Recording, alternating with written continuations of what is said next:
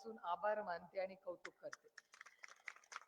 मी बघते किती मोठ्या संख्येने लोक इथे बसले. इथे तर आहेतच, व्यासपीठावर पण गर्दी आहेच आणि त्याही ठिकाणी मोठ्या संख्येने सगळे उपस्थित राहिलेले आहेत. कारण का ह्या भागामध्ये, या गावामध्ये मी अनेक वेळा भाषण केलेलं आहे. जास्त गर्दी कमी गर्दी असंही पाहिलेलं आहे. पण मला अभिमान आहे इंदापूरकरांचा की कुठल्याही फोनला न घाबरता जुगारता तुम्ही एवढ्या मोठ्या संख्येने उभे राहिला आज माझ्या बरोबर, हे मी आयुष्यभर कधीही विसरणार नाही. काळ वेगळा आहे. खरं तर हे लोकसभेचं इलेक्शन आहे आणि दुर्दैवाने मी 3 वेळा आपल्या सगळ्यांच्या आशीर्वादाने दिल्लीला गेले. मोठ्या संख्येने आपण मला मतदान केलं आणि मला दिल्लीला जायची संधी मिळाली. पहिले 5 वर्ष सत्तेतली खासदार होते आणि गेली 10 वर्ष विरोधी पक्षातली खासदार होते. पण मला अभिमान वाटतो तुम्हाला सांगताना की गेल्या 10 वर्षातली 8 वर्ष तुमची ही लेख भारताच्या संसदेत पहिल्या नंबरवर आलेली आहे. हे मला तुम्हाला सांगताना आनंद वाटतो. याचं कारण असं की ते मार्क देणारा मला सगळा सोयरा नाहीये. माझा ना सगळा आहे ना सोयरा आहे. तिथे सत्ता ही भारतीय जनता पक्षाची आहे आणि मार्क देणारा भारतीय जनता पक्षाचा मंत्री आहे, जो माझे मार्क ठरवतो. आणि त्याच्यामुळे अनेक लोकांना असं वाटतं की हे संसद रत्न प्रकरण काय, ज्यांनी प्रश्न पडलाय मला कधी येऊन भेटा, मी सविस्तर समजून सांगेन. आणि नाही समजलं तर भारतीय जनता पक्षाचे जे मंत्री आहेत ना संसदेचे, त्यांना फोन लावून देईन, मग ते तुम्हाला समजून सांगतील की संसद रत्न काय. कारण या दिवशी आपल्याला बघताय की आजकाल माझ्यावर टीका होते, वैयक्तिक टीका लोक करतात, पण त्याचं उत्तर मी कधी देत नाही. कारण का माझ्या संस्कृतीत माझ्या आईने मला शिकवलंय की आयुष्यात ज्या माणसांनी आपल्याला एवढी जरी मदत केली असतील ना, तर आयुष्याभर त्या माणसाचं मी केलेली मदत सुप्रिया कधी विसरू नको. लोक वेगळे निर्णय घेतात, ठीक आहे, त्यांची काय कारणं असतात आपल्याला माहिती नसतात, किंवा माहिती असली तरी ती सगळी बोलायची नसतात. मी सगळ्यांना नेहमी सांगते, कार्यकर्ते मला विचारतात की ताई तुम्ही तुमची भूमिका मांडा. माझं पोट खूप मोठं आहे आणि त्यातून मी एक महिला आहे, त्याच्यामुळे पोटात गोष्टी कशा ठेवायच्या हे मला चांगलं माहिती आहे. त्याच्यामुळे सगळ्याच गोष्टी बोलणं हे काही गरजेचं नसतं. आणि समस्त मायबाप जनता ही फार हुशार आहे, त्यांना माहिती आहे कोण कुठे कशासाठी काय. त्याच्यामुळे मला त्याच्यावर बोलण्याची फारशी गरज मला तरी वाटत नाही. पण इंदापूर तालुका हा तालुका आमच्या सगळ्यांच्या आयुष्यात खूप महत्वाचा आहे. गेले 6 दशकाचे आदरणीय पवार साहेबांचे ऋणानं बंध या गावाशी आहेत, या तालुक्याशी आहेत. आमच्या घरातले अनेक, माझे काका स्वतः या कारखान्यामध्ये मॅनेजिंग डायरेक्टर होते भवानी नगरला, छत्रपतीला. आणि काट्याच्या वाडी आमचं घर, त्यातून अनेक माझे काका माझी भावंड ही त्या छत्रपतीला राहती होती, शिकती होती. त्याच्यामुळे हे दोन्ही तालुके, बारामती, इंदापूर काय, पुरंदर, दौंड काय, हे सगळे फक्त नावासाठी वेगवेगळे तालुके आहेत. आपल्या सगळ्यांचे अतिशय प्रेमाचे वैयक्तिक संबंध या सगळ्या भागांमध्ये आहेत. त्याच्यामुळे खरं तर आपल्या घरातल्याच लोकांच्या समोर मी भाषण करते. मला वाटतं 1-1.5 महिन्यापूर्वी आपण इथे भेटलो होतो. कधी आलो होतो? त्या यात्रेसाठी आलो होतो. मला यात्रेसाठीच इथे 1 महिन्यापूर्वी मी इथे आले होते. गड मोठा जाधवांच्या त्या इथे आपण सगळे जमलो होतो, मोठी आरती केली होती. आणि या भागामध्ये दरवेळीच आलं, मला वाटतं इथे मला आठवते एकदा आपण द्राक्षाची बाग पण बघायला आलो होतो. इथे नुकसान झालं होतं डाळिंबाचं, बोरीचे द्राक्ष, इथे डाळिंबाच्या बागेला खत दिलं होतं, खती दिलं होतं आणि मोठं नुकसान झालं होतं. त्याच्यासाठी मी आलेले मला आठवतंय खराडीला, बरोबर. त्यामुळे काही ना काहीतरी या भागात नेहमीच वर्षातून 2-3 वेळा येणं होतंच, काही चांगल्या कार्यक्रमासाठी, कधी शेतकऱ्यांसाठी. पण मला एक गोष्ट प्रांजळपणे आपल्याला सांगायची की आजचं हे जे इलेक्शन आहे ही एक खूप मोठी लढाई आहे. या देशातले सगळे मोठे नेते हे सगळे पुरुष एकवटलेत, कारण का त्यांना यावेळी आदरणीय पवार साहेबांना संपवायचंय. आणि हे मी म्हणत नाहीये, चॅनलवरच आपण सगळ्यांनी चंद्रकांत पाटलांचं भाषण ऐकलं असेल. ते बारामतीला आले होते आणि म्हणले होते की आम्हाला या इलेक्शन मध्ये शरद पवारांना संपवायचंय. म्हणजे त्यांना विकास करायचा नाही, त्यांना कामं करायची नाही, त्यांना कांद्याला भाव द्यायचा नाही, त्यांना शेतकऱ्यांना मदत करायची नाही, त्यांना फक्त शरद पवारांना संपवायचंय. हा एकच त्यांचा कर्मी कार्यक्रम. मला त्यांना अतिशय विनम्रपणे सांगायचंय की 60 दशकामध्ये अनेक आले आणि गेले, पण आदरणीय पवार साहेबांबरोबर जोपर्यंत ही समस्त मायबाप जनता आहे ना, कोणीही त्यांना संपवू शकणार नाही. कारण का ही प्रेमाची नाती आहेत, ही विश्वासाची नाती आहेत. जेव्हा जेव्हा या देशातला अडचणीत आज शेतकरी अडचणीत आला, तेव्हा आदरणीय पवार साहेब त्याच्याबरोबर खंबीरपणे उभे राहिले. तुम्हाला आठवत असेल बोरीला जेव्हा अडचण आली होती, सकाळी 6:30 वाजता आदरणीय पवार साहेब बोरीत पोचले होते, जेव्हा तिथे पाऊस पडला होता, अतिवृष्टी झाली होती. आजही या भागात गारपीट झाली होती. करेक्ट, मला आठवते गारपीट झाली होती, तेव्हा पवार साहेब सकाळी उठून बोरीला आले होते. बोरीशी अतिशय संबंध, माझे बंधू श्रीनिवास पवार, राजेंद्र पवार, या सगळ्यांची फार प्रेमाची नाती त्या संपूर्ण बोरी आणि आपल्या सगळ्या भागामध्ये. श्रीनिवास बापू तो फार जातात बोरीला. हा, शिंदे कंपनी. आता शिंदे म्हटलं की महत्वाचं झालंय. असं हलकेमध्ये शिंदे नाव घेऊ नका.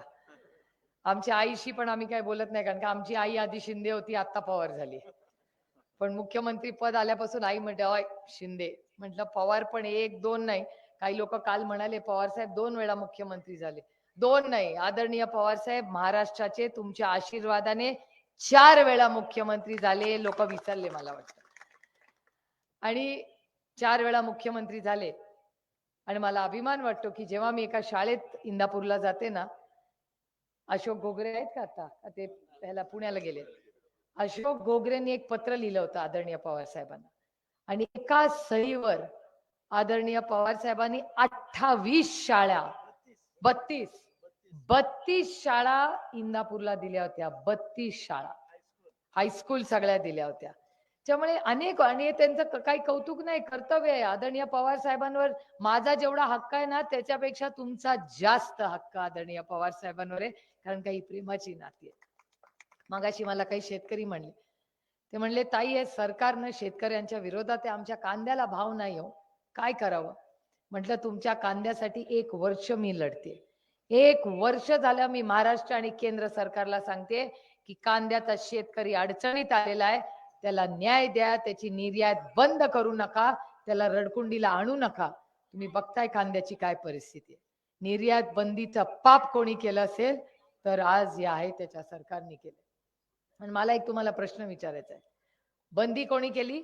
दिल्लीच्या सरकारने. महाराष्ट्राचं सरकार आहे ना. कोणीतरी एक तरी नेता गेला का हो दिल्लीमध्ये कांद्याला भाव देण्यासाठी? पालकमंत्री पद बांधायला दिल्लीला जातात, लोकसभेची तिकीट करण्यासाठी दिल्लीला जातात.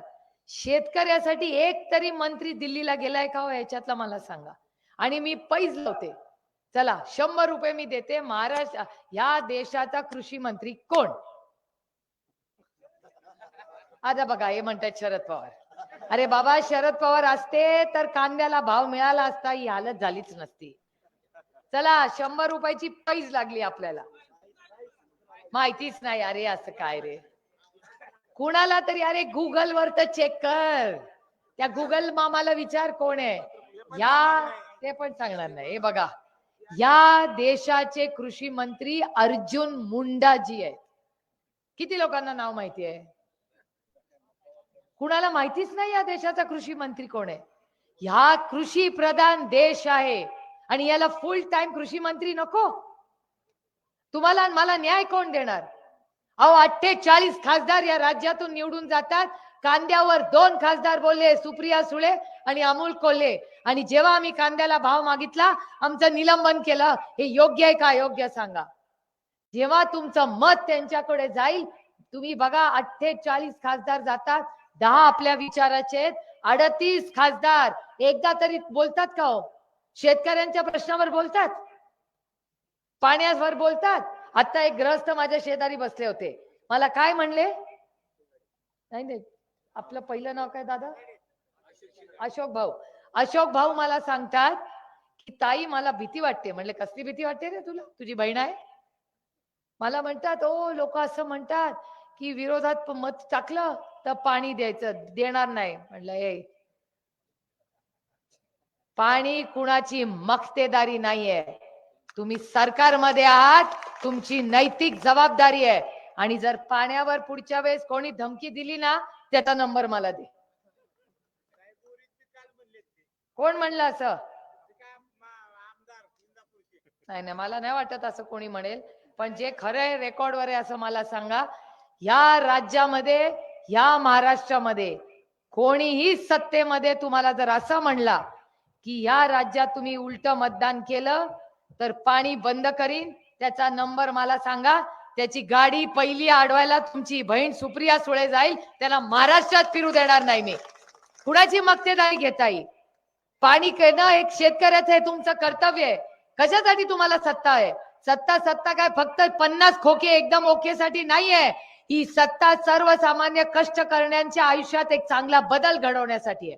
त्याच्यामुळे मी या महाराष्ट्रातल्या सरकारला विनम्रपणे सांगते, हात जोडून विनंती करते की पाण्याचं राजकारण करू नका. पाणी हे आमच्या हक्काचं आहे. हे संविधानाने आमचं पाणी तुम्ही अडवू शकत नाही. आणि अशा धमक्यांना आम्ही भीक पण घालत नाही, कारण का आम्ही कष्ट करणारे आहोत. आम्ही कुणाला घाबरत नाही, कारण का आम्ही कुणाला मिंदे नाही ना. कधी 15 वर्षात कुणाला 5 पैशाचा चहा पाजलाय किंवा कुणाचा 5 पैशाचा पेले. त्याच्यामुळे मी पूर्ण ताकदीने लढू शकते. आणि माझ्या लोकसभा मतदारसंघात कुणालाही धमकी कुठलीही दिली तरी ढाल बनून तुमची बहीण तुमच्यासाठी उभी राहील. वार पहिला माझ्यावर, नंतर तुमच्यावर. काही काळजी करू नका.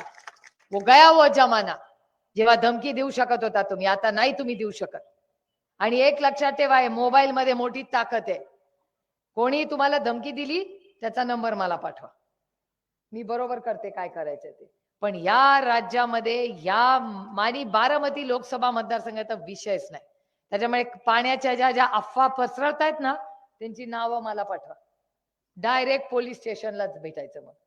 कारण का जे असं खोटं बोलतायत, कोणी तो छोटा मोठा कार्यकर्ता असू शकेल, मला माहिती नाही कोण करते, पण माझी सगळ्या सत्ताधाऱ्यांना विनंती राहील, अशा धमक्या गरीब कष्ट करणाऱ्यांना देऊ नका.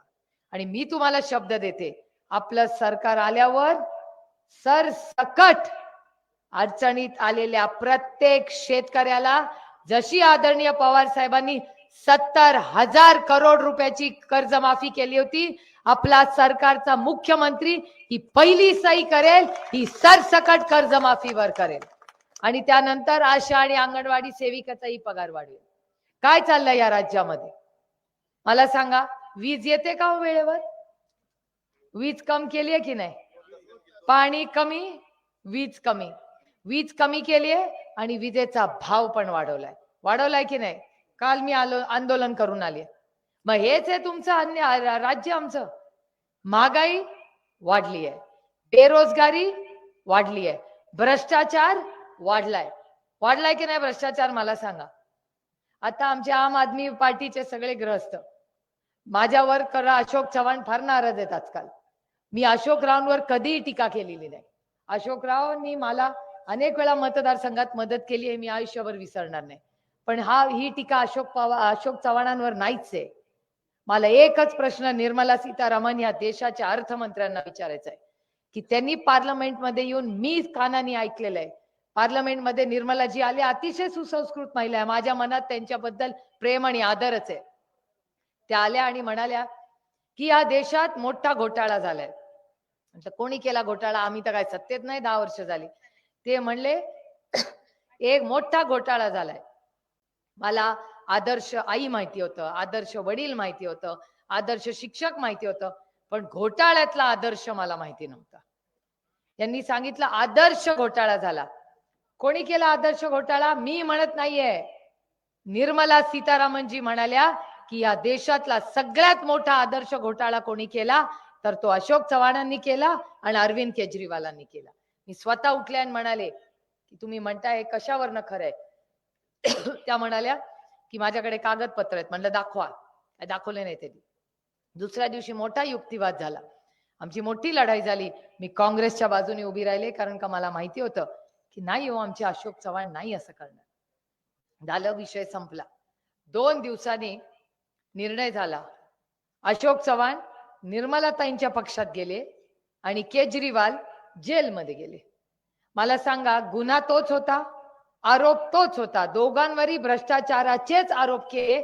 त्या एकाच व्यक्तीने केले, पण एक व्यक्ती त्या पक्षात जाते आणि दुसरी व्यक्ती जेलमध्ये जाते. हा न्याय आहे का अन्याय? तुम्ही मला सांगा.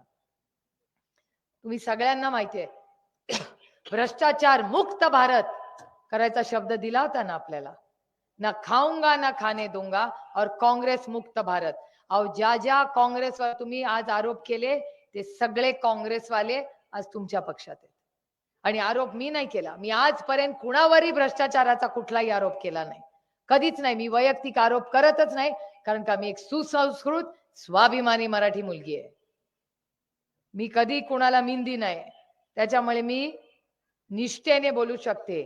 मोडेन लढाई करून, पण कधी दिल्ली समोर मी वाकणार नाही, हे नेहमी सगळ्यांनी लक्षात ठेवा.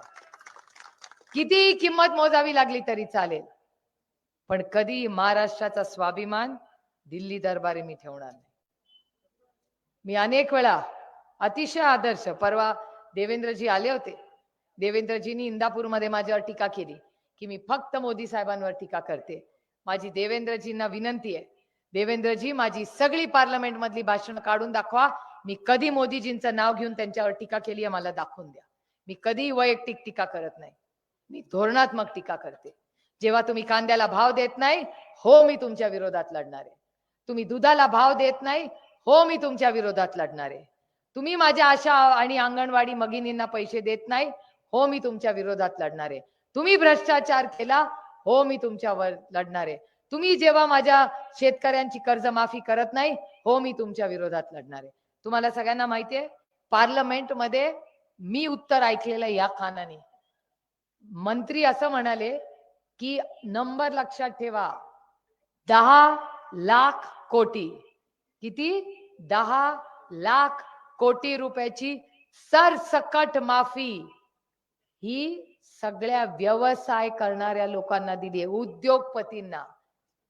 10 लाख कोटी रुपये उद्योजकांचे माफ केलेले आहेत केंद्र सरकारने. माझ्या केंद्र सरकारला विनंती आहे, उद्योजकांचे 10 लाख कोटी तुम्ही माफ केले, मग आमच्या शेतकऱ्यांना 1 लाख कोटी तुम्ही देऊ शकत नाही. एक, मी फार मागत नाही, आम्हाला नको बाबा 10, आम्हाला 1 लाख कोटी दिले तरी आमच्या सगळ्या शेतकऱ्यांची सगळ्या बँकेमधलं कर्ज हे नीलवर येईल. पण त्यांना नाही तसं करायचंय. तुम्ही मला विचार करून सांगा, साधा शेती मंत्री जागेवर नाही, कांद्याला भाव नाही, दुधाला भाव नाही, सोयाबीनला भाव नाही, तुम्हाला पाण्याच्या धमक्या देतात. काय चाललंय या राज्यामध्ये? मला सांगा, इतके दिवस दुष्काळ, मी डिसेंबर पासून या राज्याला सांगते की कांद्याचा भाव तर 1 वर्ष बोलतेय, पण पाण्याची अडचण येणार आहे ही मी डिसेंबर पासून या सरकारला सांगते. उजनीचं धरण कोणीतरी बघून या, नाझऱ्याचं धरण बघा. काल वर्तमानपत्रात आलेलं आहे आणि टीव्ही चॅनलनी सांगितलं की जवळपास या संपूर्ण महाराष्ट्रामध्ये फक्त 35% पाणी राहिलेलं आहे संपूर्ण राज्यासाठी.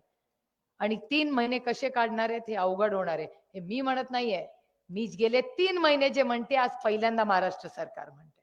कोण करणार याचं नियोजन? अरे टँकर लावले काय उपकार करता का आमच्यावर? तुम्ही सत्तेत आहात ना, तुमचं कर्तव्य आहे आम्हाला टँकर देणं. टँकर द्यायला उशीर का झाला हा माझा प्रश्न आहे. याच्यात नाही राजकारण करायचं. मी तर कधी पाण्याचं राजकारण केलं नाही आणि कधी करणारही नाही. पण जर धमकी आम्हाला दिली आणि असल्या खोट्या अफवा पसरवल्या तर नाही चलेगा, तो लढाई होगी. त्याच्यामुळे ही लढाई जी चालली आहे ही नैतिकतेची लढाई आहे, सत्यावरची सत्य. आमचा पक्ष काढून घेतला, आदरणीय पवार साहेबांनी शून्यातून पक्ष उभा केला. आज बघा, परवाच्या दिवशी पुण्याची त्यांची मीटिंग कोणी बघितली का गुगलवर? सगळे युवक गेले होते त्याला मीटिंगला. बघितलं का बालगंधर्वाला? मला पण मी धक्का बसला, मला कोणीतरी व्हिडिओ. प्रत्येक युवकाला वाटतं हा 80 वर्ष नाही, आता 84 वर्षाचे आहेत. 84 वर्षाचा योद्धा आहे हा, दिल्ली दरबारी लढतोय आणि म्हणून तो दिल्ली दरबारी नकोय, कारण का तो महाराष्ट्राचा योद्धा आहे. म्हणून ते येऊन महाराष्ट्रात म्हणतात की आम्हाला आदरणीय पवार साहेबांना संपवायचंय. देवेंद्रजी काल म्हणाले की लढाई पवार विरुद्ध पवार नाहीये का? आधी बरी वाटत होती ना, जेव्हा आमच्या घरात तुम्ही हे उद्योग करत होता, पक्षात उद्योग करत होता, तेव्हा मजा येत होती ना. जेव्हा त्यांच्या लक्षात आलं की ये दाल नाही गलने वाली, आमचे लोक खूप स्वाभिमानी आहेत, नाही आम्ही सहन करणार हे, तेव्हा त्यांनी बदलला ट्रॅक. आणि ट्रॅक बदलून आता काय केलं? ही मोदीजी वर्सेस राहुल गांधीजी ही लढाई आहे. हो, ती तुम्ही जरूर करा, आमच्या शुभेच्छा आहेत, पण ही स्थानिक लढाई आहे. ही महाराष्ट्राच्या अस्मितेची लढाई आहे आणि शरद पवारांना संपवायची ही त्यांची जी लढाई आहे ती मी कदापि होऊ देणार नाही. शरद पवार हा नुसता माणूस नाही, तो विचार आहे आणि तो जिवंत ठेवण्यासाठी जे काय करायला लागेल ते आपण सगळे मिळून करू. आणि त्यांची लोक मला म्हणतात, लोक आधी म्हणायचे की आदरणीय पवार साहेबांचं नाव पुढे तुम्ही कराल. मी म्हणायचं नाही, असं मी कधीच करणार नाही, कारण का शरद पवारांची फक्त मक्तेदारी काय मी नाही घेतलेली. तुमच्यासारखे असंख्य लोक आहेत ज्यांनी त्यांना प्रेम दिलं. आणि मी कमतीने अनेक वेळा लोकांना सांगते, पवार साहेब जास्त वेळ घरी राहिले ना की त्यांना अस्वस्थ वाटतं, ते तुमच्यात आले ना की ते बरे राहतात. माझी आई तर त्यांना सांगते घरी बसत्यात, असं करा जाऊन जरा बारामती इंदापूर चक्कर मारून या, म्हणजे तुमची तब्येत ठीक राहील. कारण का त्यांचं सगळं जे आयुष्य आहे हे तुम्ही आहात. आणि आज ते एवढा संघर्ष करून आयुष्यात कुणामुळे आज जिवंत आहेत, त्याचं संपूर्ण श्रेय माझ्या पांडुरंगाला आणि तुमच्यासारख्या असंख्य मायबाप जनतेला आहे. तुमच्या आशीर्वादामुळे आज आदरणीय पवार साहेब आहेत ते आहेत. ते तुमचे आशीर्वाद आहेत, प्रेम आहे, तुम्ही त्यांचे टॉनिक आहात. माणसाला काहीतरी टॉनिक लागतं, त्यांचं काम आणि तुम्ही सगळे त्यांचं टॉनिक आहात. आजही सुप्याला गेलेत, कोणी बघितलं का दिवसभरात? आज सुप्याच्या भागात गेलेत आणि तिकडून दौरा करून पुण्याला का मुंबईला जाणार आहेत. मला पुढचं मी प्रोग्राम आहे, मुंबईला जाणार आहे. पण ते जेव्हा तुमच्यात येतात ना, तेव्हा त्यांचं एक वेगळं नातं आहे तुमच्याशी. ते प्रेमाचं आहे, विश्वासाचं आहे. आणि हेच मी तुम्हाला आज सांगायला आले की संघर्ष होईल हो. पक्ष फोडला, चिन्ह नेलं. मला तेव्हा आधी वाटलं की अरे आपलं पक्ष पण गेला, आपलं चिन्ह पण गेलं. मग नंतर आता बाहेर गेल्यावर मी बघते सगळ्यांचे हात, फार कमी लोक ते घालायला लागलेत. फार कमी कमी लोक घालतात. अच्छा, मला विचार केला की का रे बाबा घालायचं बंद केलं? मग लोक मला सांगतात अहो लागतच नाही आता. म्हटलं का रे? ते मोबाईल मध्येच वेळ कळते, काय त्याची गरजच पडत नाही. बरोबर, मोबाईल मध्ये सगळंच करायला लागलं, आता गरजच पडत नाही त्याची. म्हणून माझ्या पांडुरंगांनी ते माझ्याकडून काढून घेतलं. आता कळलं, जे लागतच नाही, पांडुरंग म्हणला तुला सुप्रिया त्याची गरज नाही, जाऊ दे, सोडून दे, त्याची तुला गरज नाही. अरे प्यार से मांगते तो सब देते. जे देण्यात मजा आहे ना, ते कोणाकडून ओरबाडून घेण्यात काही मजा नाही. त्यामुळे ठीक आहे, घेतलं, तुम्हाला शुभेच्छा आहेत. आता ते लख लाभो तुम्हाला. पण एक तुम्हाला सांगते की माझ्या पांडुरंगाचं बघा काय त्यांनी मला चिन्ह द्यावं, तो तुतारीवाला माणूस. तुतारी कधी वाजते आपल्याकडे? जेव्हा शुभ काहीतरी होतं. तुतारीवाला माणूस हा लग्नात असतो. तुतारीवाला माणूस जेव्हा आपला संत मुक्ताबाईच्या मंदिरात कार्यक्रम असतो, तेव्हा माझा तुतारीवाला माणूस तिथे तुमचं स्वागत करायला असतो. जेव्हा नवीन आपण उपक्रम करतो, जेव्हा आपण नवीन काही उपक्रम करतो, आपलं राजहंस मेडिकलचं दुकान उघडतो, तेव्हाही किंवा ग्रामपंचायतीचा कार्यालय शेळगावला उघडतो, तेव्हाही तुतारीच तुमच्या स्वागताला असते. त्यामुळे सगळ्या शुभ कामामध्ये कोण असतं तर तुतारीवाला माणूसच तुमचं स्वागत करायला शुभ संकेत देतो. आणि जेव्हा छत्रपती शिवाजी महाराजांनी युद्ध करायचं ठरवलं, त्याचा ऐलान जेव्हा केला, तेव्हा तुतारीवाला माणूसच तिथे होता आणि युद्धाची सुरुवात झाली. त्याच्यामुळे तुम्ही बघताय की हा संघर्षाचा काळ, लोक मला सारखं म्हणतात, मला नाही त्या संघर्षाची भीती वाटत, कारण का माझा पांडुरंग आहे आणि तुम्ही सगळे आहात. मला सांगा, शेळगावला सगळे घाबरत घाबरत येत होते, काय होईल, कसं होईल, सभा होईल की नाही. अध्यक्ष मला म्हणाले, चला जाऊन बघू तर या काय होतं. आणि तुम्ही बघा, एवढे लोक आलेले आहेत. मला वाटतं माझ्या आयुष्यातली पहिल्यांदा मी आले तेव्हाच्या नंतरची सगळ्यात मोठी सभा हीच असेल आज. कारण का इथे सगळे प्रेमाचे लोक आले आणि सगळे शक ठीक आहे हो, असं नाही. त्याही लोकांनी आपल्याला मदत केली, विसरून कसं चालेल. त्याच्यामुळे त्यांनाही शुभेच्छा, सगळ्यांना शुभेच्छा. आपण कशाला, आपने दूसरे के घर में क्यों झाकना है अपने को, उसका भी भला हो, अपना भी भला हो. दुसऱ्याबद्दल कधी वाईट बोलायचं नाही. रामकृष्ण हरी. आपलं कसं आहे, रामकृष्ण हरी वाजवा तुतारी. त्यामुळे आम्ही तर हे ठरवलंय. आम्ही त्या दिवशी खडकवासल्यात दौरा करत होतो आणि एक जण म्हणला, मी नेहमीच रामकृष्ण हरी म्हणते, कारण का मी हरिमुखे हरिमुखे करते. कारण मी पाठपूजा या बाबतीत मी कर्मकांड नाही करत, पण माझ्या पांडुरंगावर माझं प्रचंड प्रेम आहे. आणि त्याच्यामुळे आपली गाथा असेल किंवा हरिमुखे म्हणा, हरी दिवसभर हरीचं नाव घ्या, हे मी करत असते. त्याच्यामुळे मी आपलं कुणाला तरी म्हणाले रामकृष्ण हरी, साबणू तो माणूस म्हणला वाजवा तुतारी. म्हटलं अरे ये तो भारी हो गया, बहुत अच्छा. त्यामुळे कोणी भेटला की मी म्हणते रामकृष्ण हरी वाजवा तुतारी. बघा तुम्ही, काय माझ्या पांडुरंगाची इच्छा असेल की त्यांनी आपल्याला संधी दिली. त्याच्यामुळे मी एवढीच आज विनंती करायला आले की 3 वेळा आपण मोठ्या संख्येने मला संधी दिली, याबद्दल मी तुमचे आभार मानते. माझं पार्लमेंट मधलं काम, माझा झालेला विकास, आता काही लोक त्या विकासावरनं पण माझ्यावर टीका करतायत. ठीक आहे, उतना तो हक उनको बनता है. मी त्यांच्यावर विकासाच्या बाबतीत टीका करणार नाही. कारण का गेले अनेक वर्ष आपण एकत्रच होतो, एकत्रच आपण विकास करत होतो. आणि महाविकास आघाडीच्या काळात ही लाल दिवा हा एकत्र असतानाच इंदापूरला आला होता. त्याच्यामुळे मी कुणावर टीका करत बसणार नाही. कारण लोक काय काय बोलत असतात, मला पण वाटतं अरे हा असं कसं काय बोलतो. परवापर्यंत आपण एकत्रच होतो, गाडी मोड होऊन तर 7 महिने झाले, उभं आयुष्य एकत्र गेलं आणि 6 महिन्यात असं काय झालं. ठीक है, अभी उसके भी वोट गिरने जाने दो उसको. पण मी तसं काय करणार नाही. मी आयुष्यभर ते आम्ही एकत्र जे काही काम केलं ते मी आयुष्यभर लक्षात ठेवीन.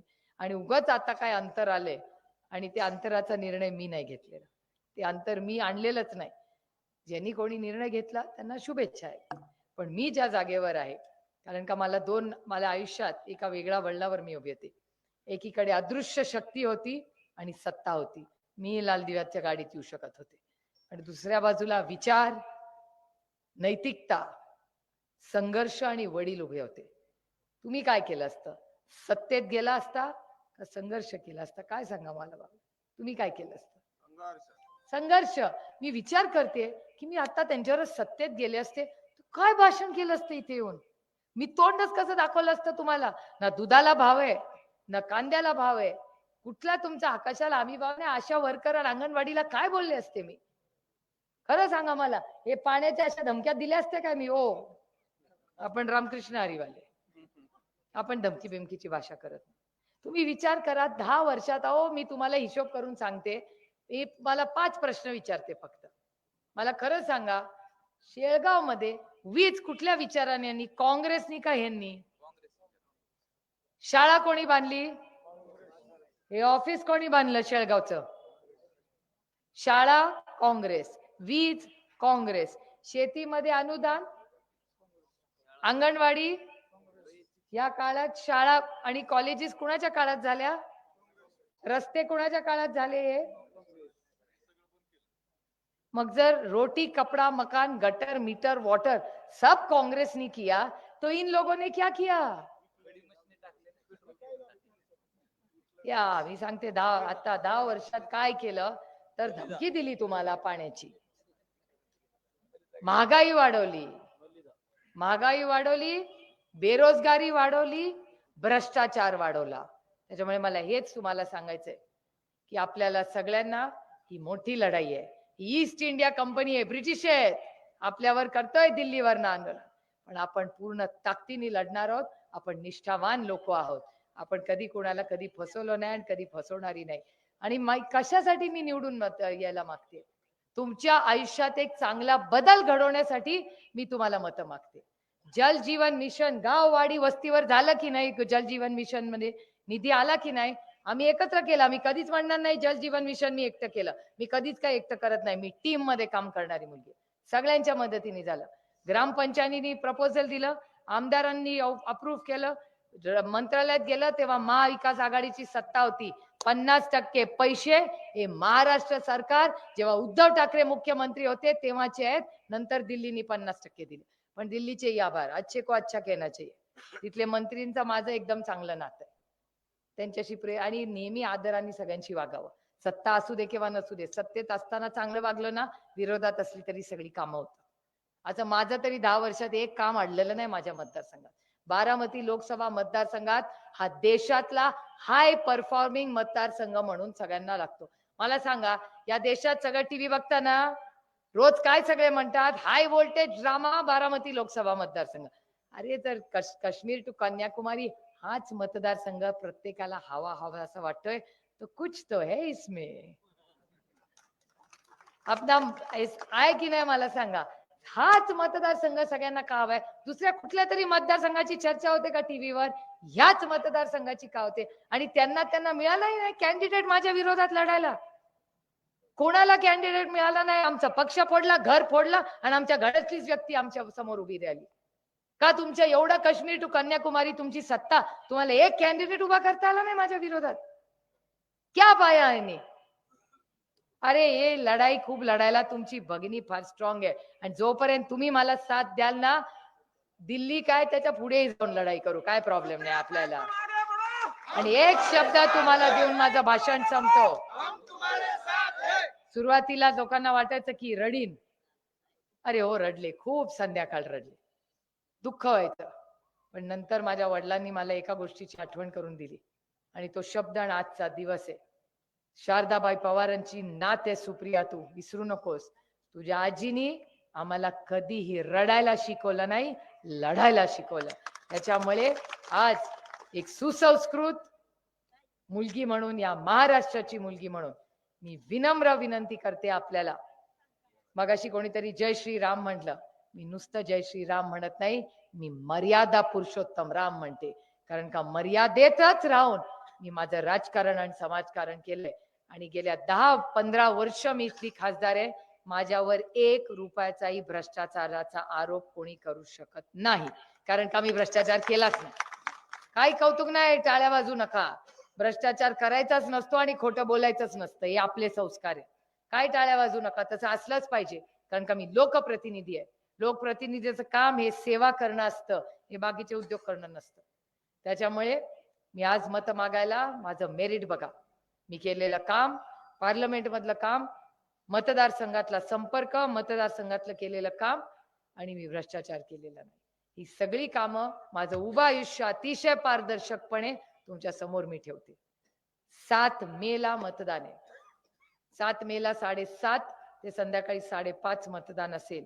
आपण सगळ्यांनी हा शुभ जो संकेत आहे, तुतारी वाजवणारा माणूस, याच्या शेजारचं बटन दाबून माझं मेरिट पाहून मला पुन्हा एकदा या भागाची लोकप्रतिनिधी व्हायची संधी द्या, एवढीच विनम्र विनंती करून आपली रजा घेते.